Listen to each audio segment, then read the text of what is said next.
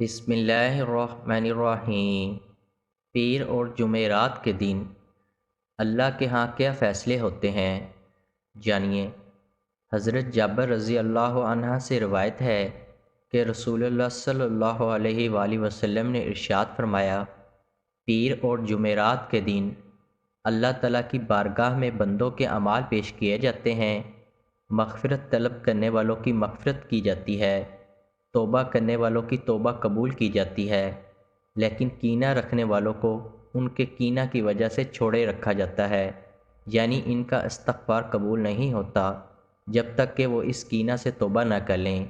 इस अमल को ख़ुद भी करें और सदका जारिया के तौर पर दूसरों के साथ भी लाज़मी शेयर करें।